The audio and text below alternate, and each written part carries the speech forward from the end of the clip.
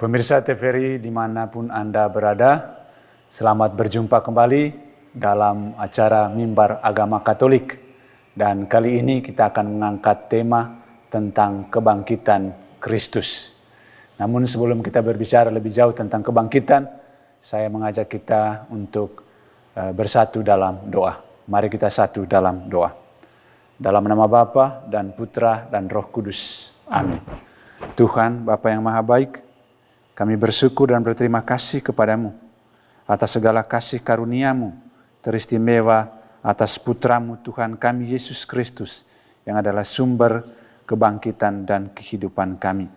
Kami bersyukur atas karya penebusan-Mu melalui Putramu yang telah bangkit dari antara orang mati. Hadirlah bersama kami ya Tuhan pada kesempatan yang indah dan penuh rahmat ini, agar apa yang kami bicarakan teristimewa untuk mewartakan, untuk menjadi saksi tentang kebangkitan Putramu, memampukan kami dalam tugas dan pengabdian kami, agar kami bisa menjadi saksi-saksi kebangkitan Yesus pada masa kini. Segala doa dan harapan ini kami sampaikan kepadamu dengan perantaran Kristus Tuhan kami. Amin. Dalam nama Bapa dan Putra dan Roh Kudus. Amin. Baik, pemirsa TVRI dimanapun Anda berada, dan secara khusus saya menyapa umat Katolik dimanapun Anda berada. Dan hari ini kita akan berbicara tentang kebangkitan Kristus. Dan di studio telah hadir narasumber kita yang kiranya tidak asing lagi bagi kita, yaitu Pastor Tarsisius Kewa Amah. Pastor, selamat berjumpa kembali. Selamat Paskah, Pastor. Selamat Paskah, selamat berjumpa kembali. Ya, baik. Pastor, setiap tahun kita merayakan, bahkan sejak dari dulu kita merayakan Paskah, dan Paskah itu identik dengan merayakan kebangkitan Kristus. Nah, berbicara tentang kebangkitan ini memang ini sedikit menarik karena dalam sejarah umat manusia, bahkan hingga saat ini, ya, yang namanya kematian belum pernah diceritakan, belum pernah disampaikan atau belum pernah ditemukan bahwa ada orang yang mati kemudian bangkit kembali. Nah, dalam misteri Paskah yang kita rayakan setiap tahun, ya, tidak lain yang kita awali dengan masa Rabu Abu, ya Pastor, Rabu Abu, dari Rabu Abu kemudian ada masa Tobat dan seterusnya. Nah, berkaitan ini Pastor, mengenai Paskah, ya, Paskah kebangkitan Kristus itu selalu diawali dengan Rabu Abu, kemudian masa Tobat dan seterusnya. Barangkali bisa Pastor jelaskan seperti apa Rabu Abu itu dan masa Tobat dan seterusnya dalam kehidupan Gereja Katolik. Baik, kita berbicara tentang kebangkitan Dan tentu ini momen yang penting bagi orang Katolik. Sebuah masa di mana menjadi bagian penting dari perjalanan iman Katolik. Banyak orang memaknai kebangkitan dengan caranya masing-masing. Tetapi bahwa Gereja Katolik memberikan satu masa untuk sebelum kita merayakan kebangkitan sebagai kemenangan dari Kristus sendiri atas maut. Ada masa persiapan itu. Seperti yang dikatakan tadi, mulai dengan Rabu Abu. Ditanda dengan mulai dengan Rabu Abu. Lalu mulailah masuk masa Prapaskah. Kita tahu bahwa pengalaman bangsa Niniwe ketika mereka hendak bertobat, mereka menaburi diri mereka dengan abu sebagai tanda pertobatan. Nah, abu adalah tanda pertobatan dan mengingatkan kita bahwa kita berasal dari debu dan akan kembali menjadi debu. Dan kesadaran inilah yang harus selalu dan senantiasa kita bangun. Dalam rentetan perjalanan 40 hari, masa di mana kita mulai merefleksikan diri sebagai manusia biasa. Bahwa kita itu di hadapan Tuhan itu tidak ada artinya apa-apa. Kita manusia lemah, kita hanyalah debu. Dan kita butuh rahmat Tuhan untuk membuat kita selamat. Maka ini peristiwa penting untuk kita. Kita menerima abu untuk kita bisa sadar diri kita. Bahwa kita itu berasal dari abu dan kita manusia yang lemah di hadapan Tuhan. Baik, terima kasih Pastor. Nah, selama masa tobat yang diawali dengan tanda penerimaan abu, dan itu sudah sering kita lakukan dan kita laksanakan. Abu sebagai tanda bahwa kita ini berasal dari debu dan akan kembali menjadi debu. Nah, Pastor, apa saja yang direnungkan selama masa tobat? Tadi Pastor katakan tadi ada kurang lebih 40 hari di mana ada masa pantang dan puasa. Nah, dalam 40 hari itu Pastor, apa saja yang direnungkan selama masa tobat itu? Dalam misalnya minggu pertama mungkin apa atau bagaimana? Nah, setiap minggu punya temanya masing-masing. Bagaimana kita merenungkan perjalanan hidup kita dalam hubungan kita dengan Tuhan, tetapi juga dalam hubungan kita dengan sesama. Ini bagaimana kita mencintai Tuhan dan mencintai sesama sebagai dua hal yang beriringan. Jadi ketika kita dalam 40 hari ini, masa-masa permenungan ini, sebelum masa Paskah, ini adalah masa-masa di mana kita mulai dengan bermenung tentang keberadaan diri kita. Jika kita membaca dari Injil, dari hari Minggu pertama, Prapaskah pertama, Prapaskah kedua, semua lebih merujuk kepada diri kita. Bagaimana kita menghayati, melihat keberadaan diri kita sebagai manusia lemah, sebagai orang yang berdosa.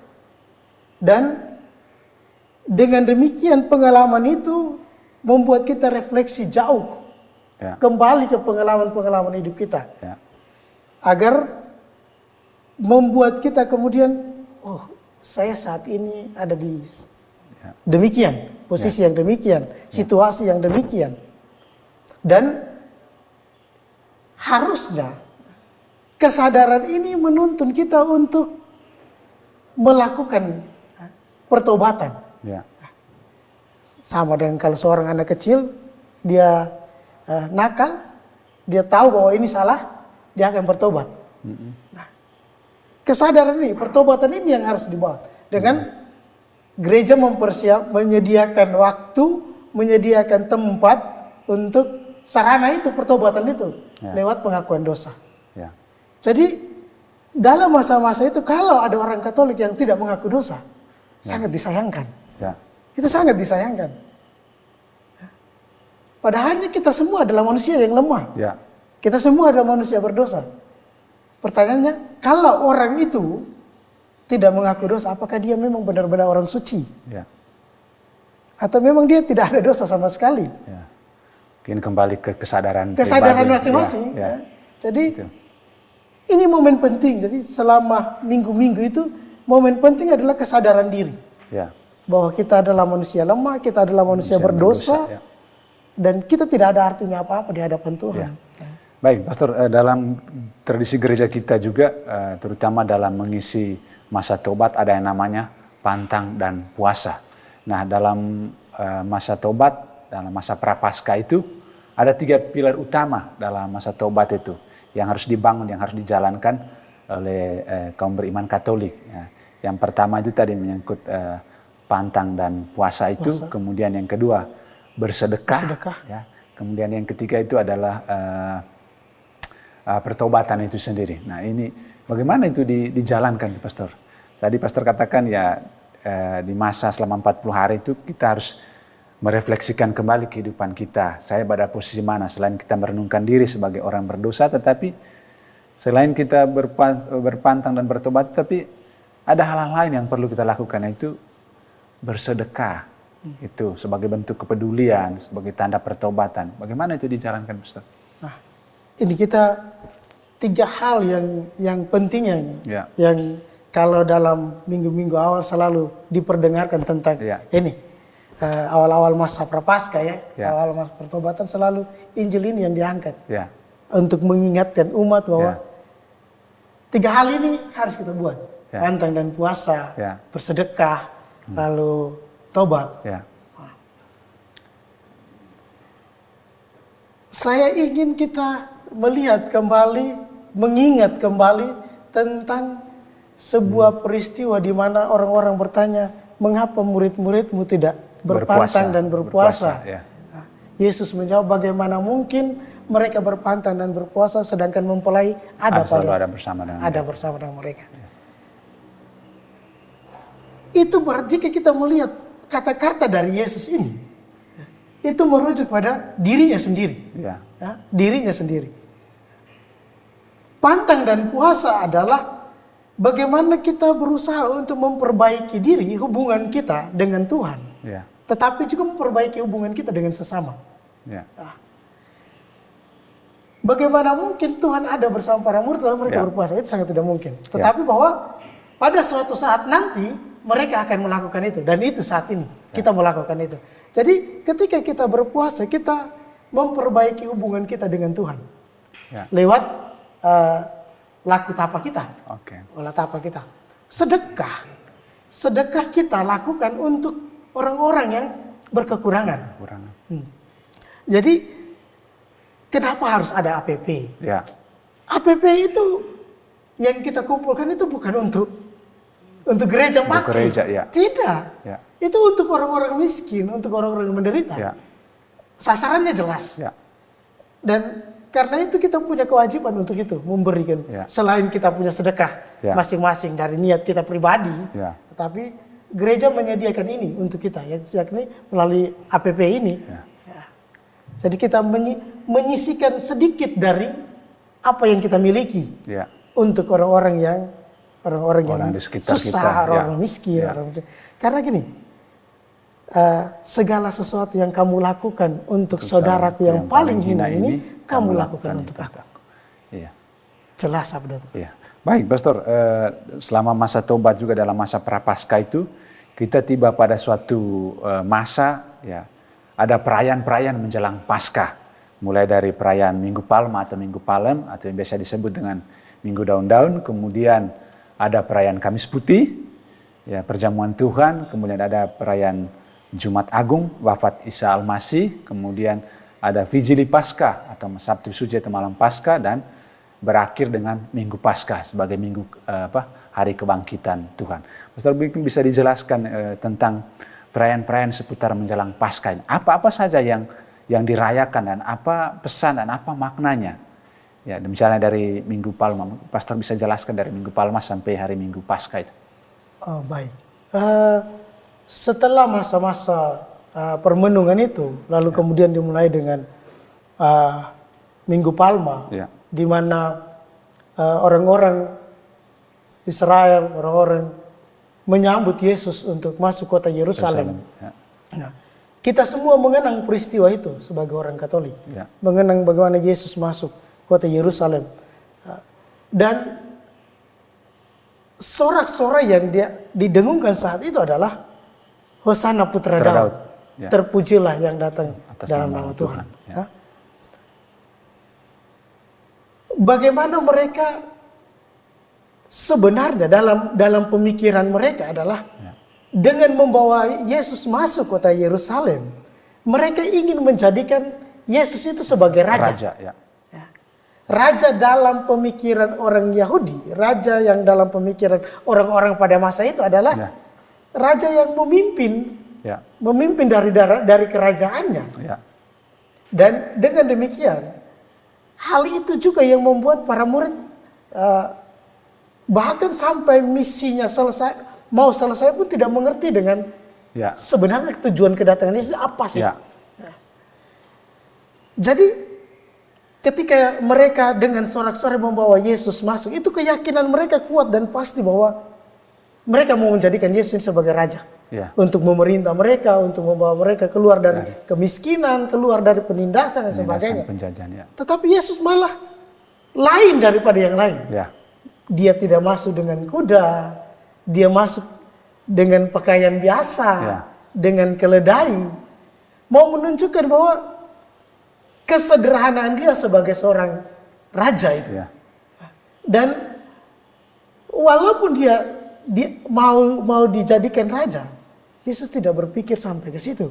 Ya. Tetapi Yesus ingin menunjukkan bahwa dia datang dengan caranya sendiri, dengan jalan kasihnya, dengan kerendahan hatinya untuk merangkul orang. Ya. Bukan memerintah orang dari takhta yang besar, megah gitu. Ya. Pastor bagus, Pastor singgung tentang raja. Ya.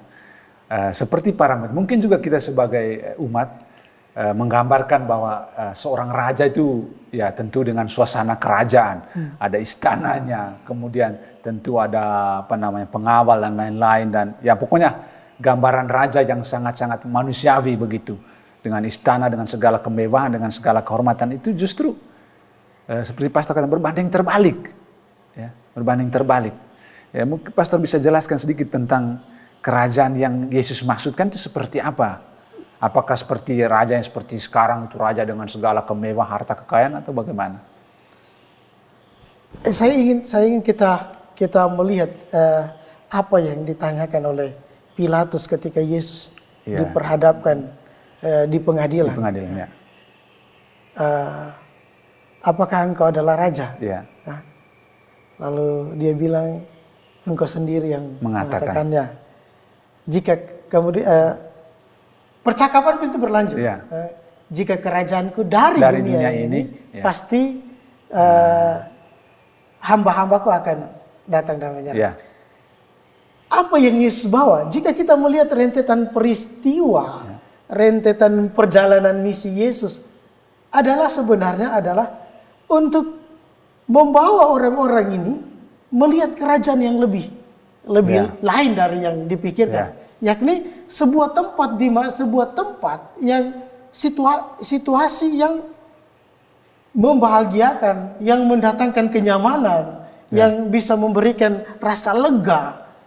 Ini yang Yesus hadirkan. Jadi kalau kita berbicara tentang kerajaan Allah, bukan sesuatu yang muluk-muluk harusnya, tetapi kerajaan Allah itu hadir dalam kehidupan kita lewat sikap dan tindakan kita yang menyerupai Kristus. Harusnya begitu. Tetapi bayangan kita adalah kerajaan, ya sudah ada rajanya yang memerintah dengan kekuasaannya, dengan ini. Tapi Yesus tidak. Yesus memberikan sesuatu yang lain. Tapi membawa orang untuk masuk dalam kerajaan yang di sana ada tersedia segala sukacita, kebahagiaan. Itu yang Yesus tawarkan. Baik, itu Pastor menyangkut perayaan Minggu Palma, ya, di mana Yesus diarak menuju kota Yerusalem, disambut sebagai seorang raja. Nah, sesudah itu Pastor tidak lama berselang, kita masuk dalam perayaan Trihari Suci. Ya, Trihari Suci mulai dari Kamis Putih, Kamis Putih, lalu Jumat Agung, kemudian Vigili Paskah, dan berakhir dengan hari kebangkitan. Pastor, sedikit ke perayaan-perayaan di hari suci itu. Barangkali Pastor bisa jelaskan perayaan Kamis Putih itu apa saja yang dirayakan di sana, apa yang dikenang, apa pesannya bagi umat. Demikian juga dengan Jumat Agung, kemudian Vigili Paskah, malam Paskah, sampai dengan hari Minggu Paskah kebangkitan itu. Ketika rentetan peristiwa mulai dari mereka mengarahkan Yesus masuk kota Yerusalem, lalu tidak lama setelah itu adalah pesta pengenangan mereka keluar dari Mesir, perbudakan Mesir. Dan karena itu pas malam Kamis Putih adalah di mana mengenang peristiwa itu. Ya. Mengenang peristiwa keluarnya bangsa Israel dari pembebasan. Keluar dari Mesir. Nah, di sanalah di dalam peristiwa itu adalah makan bersama, di mana pemimpin keluarga dengan berikat pinggang lalu dengan tongkat dan menceritakan tentang apa yang terjadi dahulu. Dan itu tradisi Israel yang selalu dan senantiasa dirayakan. Ya. Nah, Yesus sebagai seorang Yahudi yang taat. Ya. Seorang Yahudi yang taat, dan dia ikut merayakan itu bersama para muridnya. Dan di dalam peristiwa itu Yesus kemudian melakukan tindakan yang tidak biasa dari yang dianggap, yakni dia membasuh kaki para murid sebagai bentuk cintanya untuk pelayanannya. Jadi Yesus katakan dengan jelas, kamu menyebut aku Tuhan dan Guru. Ya. Sedangkan mereka menyebut aku Tuhan dan Guru, tapi aku melakukan sesuatu yang tidak seperti biasanya. Ya. Yakni mencuci kakimu. Ya. Peristiwa Kamis Putih adalah peristiwa pengenangan ini. Peristiwa pengenangan ini. Iya, bagaimana itu Yesus membasuh kaki para murid lalu dalam peristiwa itu. Baik, itu Kamis Putih, Pastor, ya, di mana peristiwa pembasuhan kaki, pesannya adalah bagaimana kita saling melayani satu dengan yang lain. Nah, sesudah itu, Pastor, ada keesokan itu ada Jumat Agung. Ya, ini yang menjadi sesuatu yang sangat agung dirayakan dalam setiap gereja kita. Dan sebelum menjelaskan ini, Pastor, kita henti sejenak untuk menyaksikan pujian-pujian berikut ini.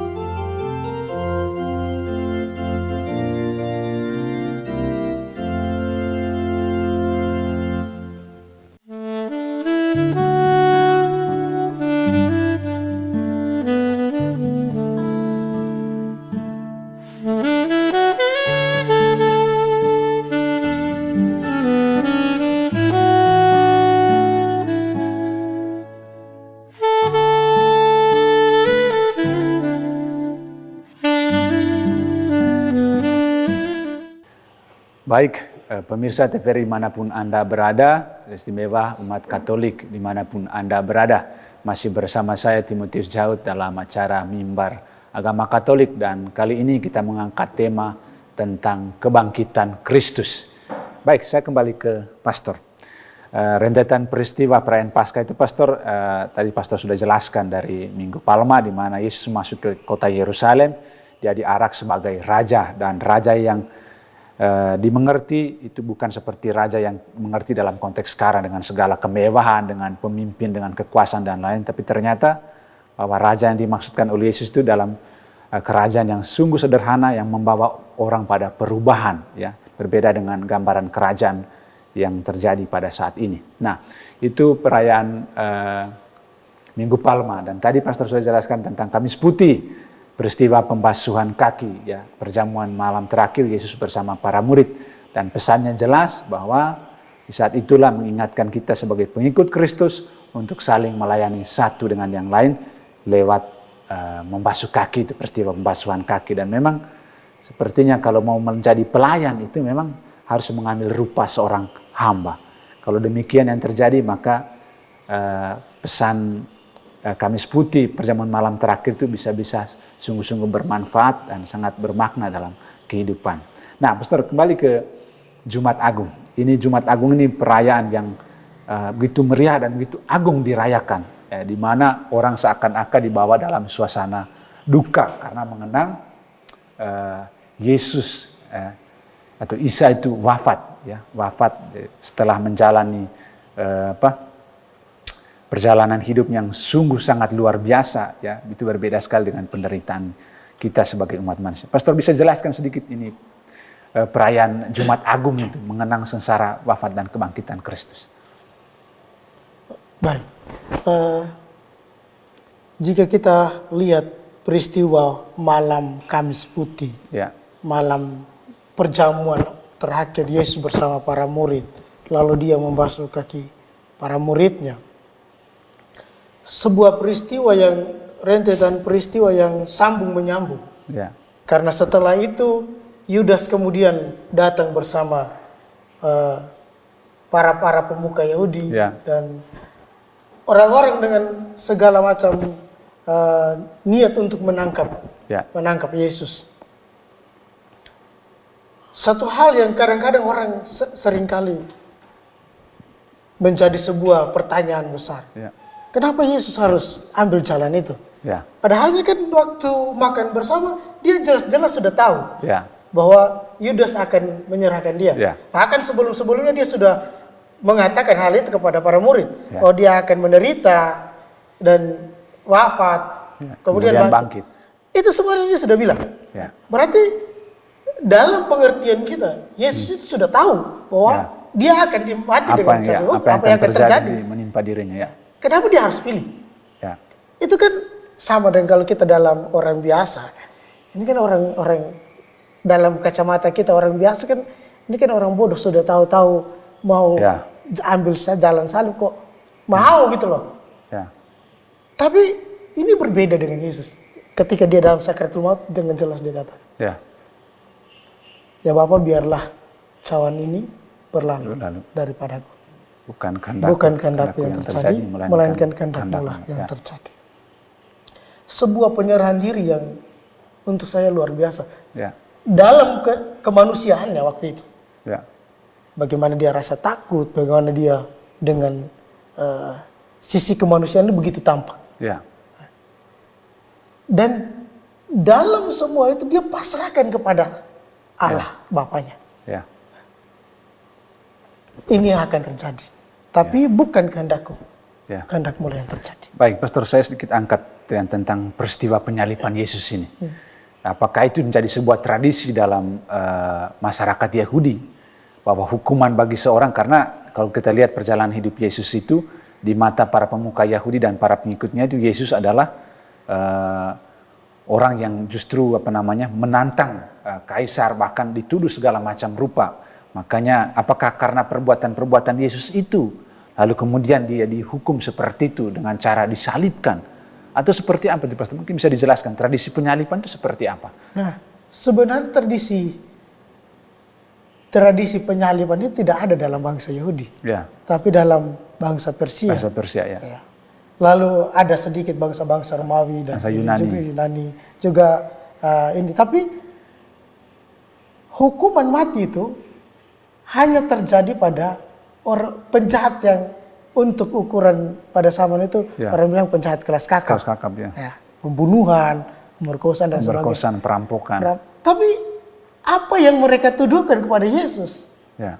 itu sama sekali tidak layak untuk kemudian dijatuhi hukuman mati. Ya. Karena itu Pilatus kemudian cuci tangan. Ya. Dia tidak mau ambil bagian dalam ini. Ya. Dia tidak mau ikut campur tangan dalam situasi ini. Ya. Nah, kenapa Yesus ini kemudian dijatuhi hukuman mati? Hukuman mati, ya. Karena tuduhan-tuduhan palsu ini. Ya. Bahwa dia kemudian menghujat Allah. Ya. Bahwa dia kemudian tidak taat kepada Kaisar. Nah.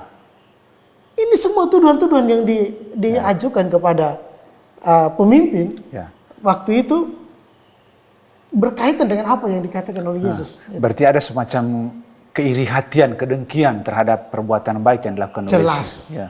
Jadi kehadiran Yesus dengan segala macam apa yang dia perbuat, ketenarannya, bagaimana dia kemudian begitu vokal dengan tindakan ketidakadilan yang terjadi, situasi politik yang terjadi, lalu bagaimana dia bisa membawa banyak orang untuk semakin mengenal dia, mengikuti dia.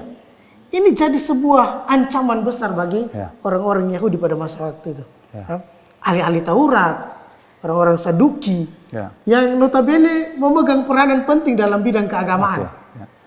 Mereka membuat aturan sedemikian rupa sehingga kemudian aturan itu menguntungkan diri sendiri, kehidupan mereka. Tetapi kehadiran Yesus kemudian merongrong semuanya itu, dan mereka tidak mau terima itu terjadi. Baik, Pastor, masih dalam konteks salib ini.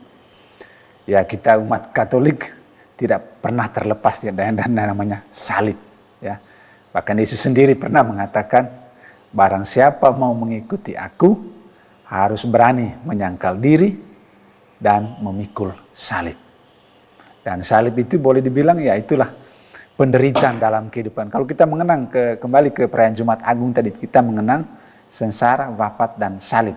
Nah, salib ini, Pastor, ini menjadi simbol buat kita. Bahkan salib bagi kita itu merupakan rupa-rupa kesulitan hidup. Itulah penderitaan yang kita alami dalam kehidupan. Sampai dengan Yesus sendiri menderita di salib secara mengenaskan, bahkan hidupnya itu justru berakhir di atas salib itu dan di akhir kemudian dikubur. Nah, ini Pastor mungkin bisa jelaskan sedikit tentang bagaimana memaknai misteri penderitaan, kesengsaraan, kesulitan dalam hidup kita, supaya kita betul-betul bisa mengambil makna, bahkan menjalani seperti apa yang dikatakan Yesus itu. Kalau mau mengikuti aku, harus berani memikul salib. Bagaimana itu harus dimengerti, Pastor? Baik, saya tadi sebelum saya sudah katakan bahwa Yesus ini sudah tahu bahwa dia akan menderita. Kenapa dia harus ambil jalan ini? Tetapi ini apa yang Yesus perbuat ini? Inilah yang kemudian tersambung dengan pertanyaan ini. Bahwa Yesus ingin menunjukkan kepada kita bahwa perjalanan hidup kita, manusia, pasti akan berjumpa dengan yang namanya salib, penderitaan. Tidak ada satu orang manusia pun di dunia ini yang hidupnya enak-enak saja. Bahkan orang kaya pun tidak tenang hidupnya. Maksudnya ada saat di mana dia menderita. Dan kita semua pasti mengalami itu. Tetapi mari ketika penderitaan itu kita berkaca pada Yesus. Bagaimana dia melewati penderitaan itu, memanggul salib hidupnya, Bahkan sampai dia jatuh sampai 3 kali. 3 kali. Dalam kejatuhan dia, waktu memanggul salib, apa yang dia buat adalah di sisa tenaganya itu dia bangkit dan berjalan. Berjalan terus. Ada saat titik di mana salib hidup yang kita pikuli, masalah yang kita alami, itu benar-benar menghimpit kita sampai pada titik terendah hidup kita. Ya. Bahkan sampai kita menjadi orang yang benar-benar hina, benar-benar tidak ada apa-apa. Ya.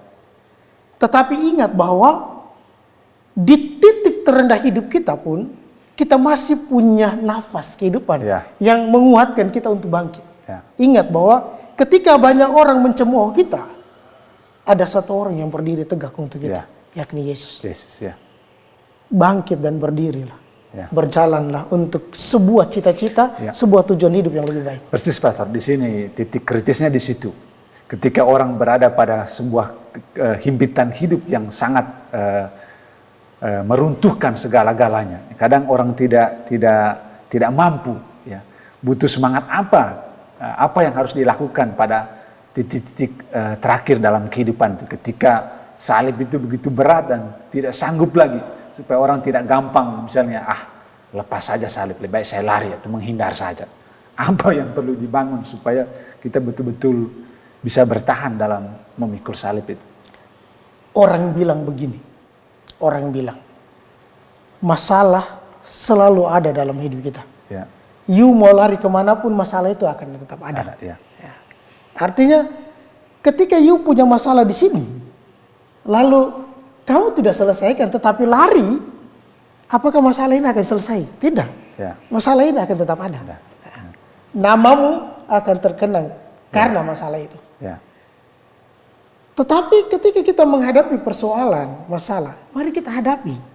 Percaya bahwa setiap persoalan ada jalan keluarnya. Selalu ada jalan dari setiap persoalan yang kita hadapi. Tetapi bagaimana cara kita menemukan jalan keluar itu? Dan ingat, Yesus tidak pernah memberikan solusi. Yesus tidak pernah memberikan solusi. You punya seperti kita main sulap. Kita minta uang lalu pesulap lalu bilang, "Napa uang 5.000 atau 100.000?" Tidak. Tapi Yesus menunjukkan jalan. Cara. Dan kita menemukan jalan itu dengan versi kita. Karena semua kita punya versi masing-masing untuk mencapai tujuan dan cita-cita yang kita inginkan. Dan ketika kita mengalami situasi di mana kita mengalami di titik terendah itu, ingatlah bahwa di saat-saat demikian ada orang-orang yang ada di sekitar kita. Seperti Yesus ingat bahwa ada Maria yang menyertai dia, ada ibunya yang menyertai dia. Ada muridnya. Peran orang tua ini penting. Ketika kita jatuh, ingat bahwa orang tua tidak pernah sekalipun benci dengan kita. Biar mereka sudah marah kita bagaimanapun, mereka tidak pernah benci dengan kita. Karena pentingnya kita juga berelasi Pastor dengan yang lain. Kita perlu keterbukaan, di mana kalau ada situasi dan kondisi seperti dalam hidup, kita tidak hanya percaya pada kekuatan diri sendiri, tapi Tuhan selalu ada, dan kemudian kita mesti juga harus terbuka dengan orang lain bahwa kita punya persoalan hidup, supaya kita bisa setia dalam memikul salib itu, bahwa ada orang lain yang ada di sekitarnya. Bagaimana kita membuka diri dalam hal ini?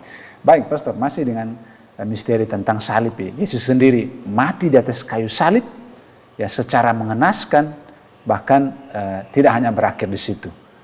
Bahkan dikatakan salib itu bukan akhir dari segala-galanya, bahkan kematian itu dalam iman kita dikatakan kematian bukanlah akhir dari segala-galanya.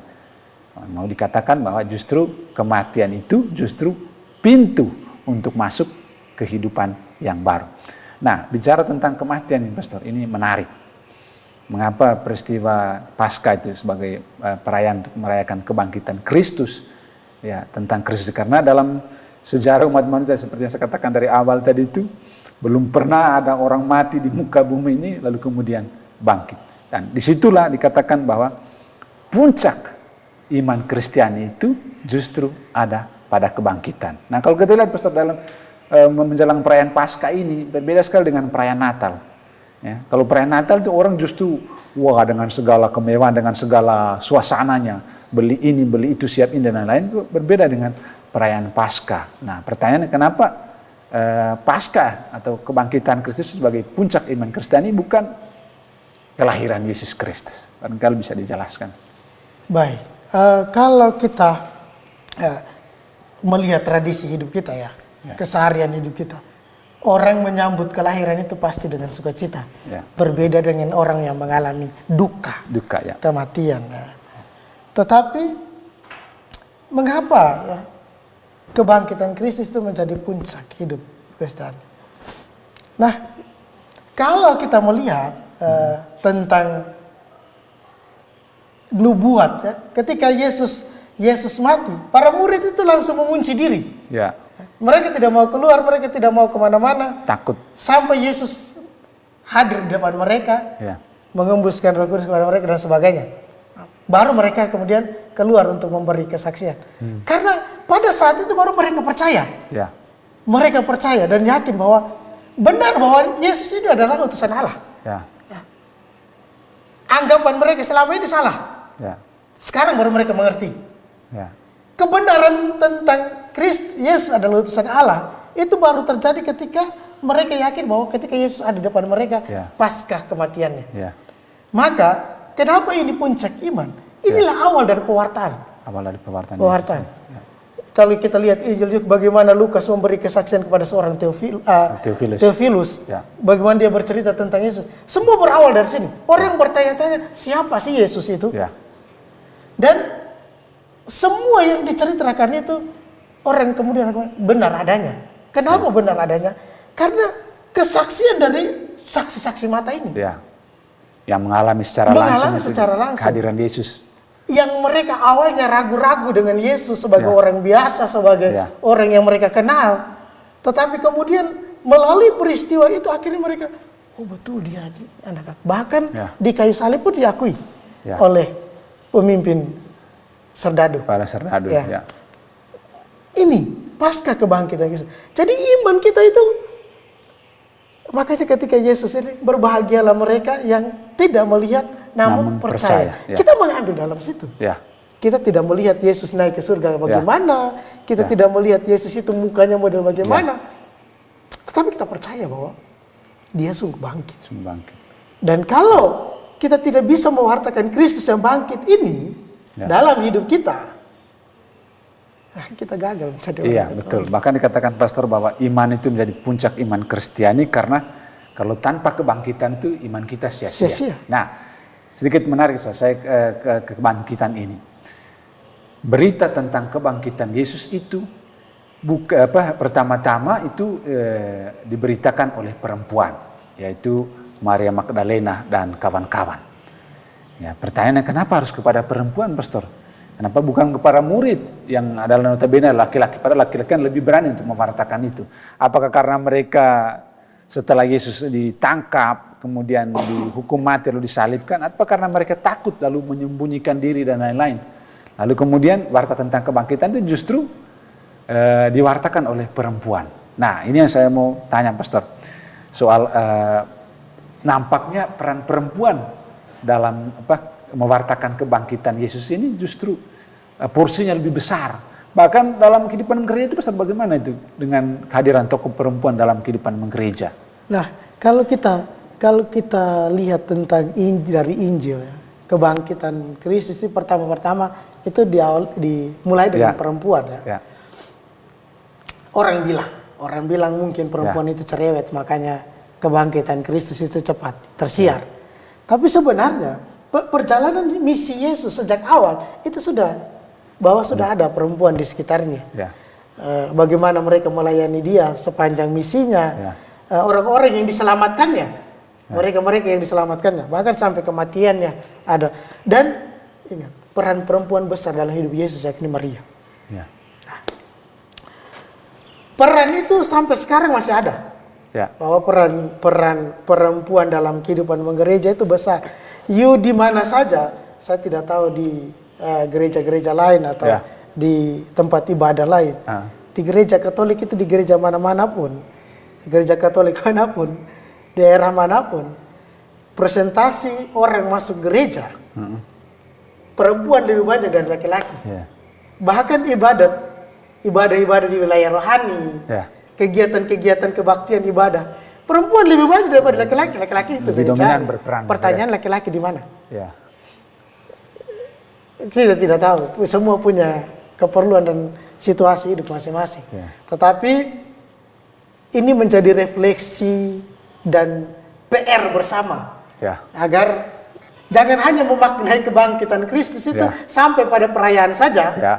Tetapi justru kita bangkit dari ini, keterpurukan hidup kita, bangkit dari kemalasan kita, mau untuk membangun hidup yang lebih baik dalam hubungan kita dengan Tuhan, tetapi juga dengan sesama, terutama dalam keluarga. Itu yang lebih penting. Ya. Baik Pastor, ya waktu sangat terbatas untuk kita untuk melanjutkan. Memang sangat menarik untuk dijelaskan tentang kebangkitan ini. Nah ini mungkin bisa kita bicarakan lagi dalam perjumpaan atau pertemuan berikutnya. Tapi bahwa kita semua ya masing-masing dipanggil dan diutus untuk mewartakan kebangkitan Kristus itu. Dan memang bahwa dalam tugas mewartakan, memberi kesaksian tentang Yesus yang bangkit itu dipercayakan kepada kita masing-masing sebagai pengikut Kristus. Dan itu memang tidak pernah luput yang dari namanya salib-salib kehidupan.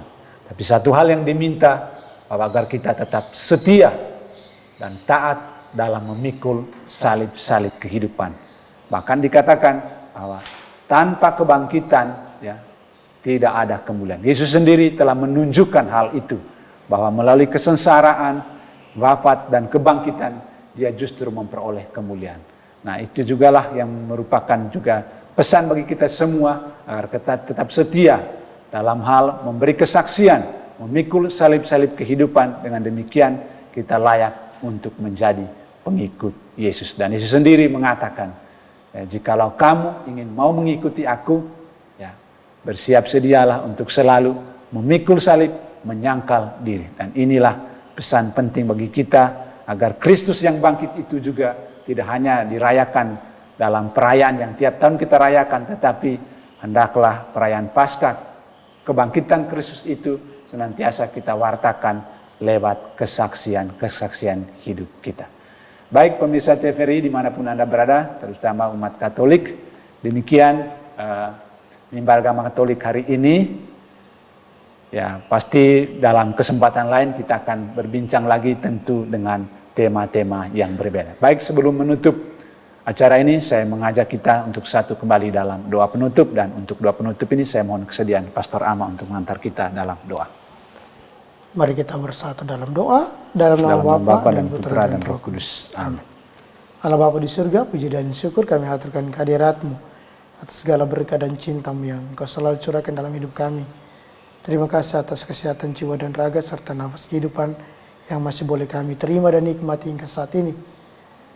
Kami bersyukur bahwa Engkau hadir untuk kami, datang menemani hidup kami, merasakan apa yang kami rasakan dan alami, dan membawa kami, menunjukkan jalan bagi kami untuk sampai kepada kemuliaan-Mu.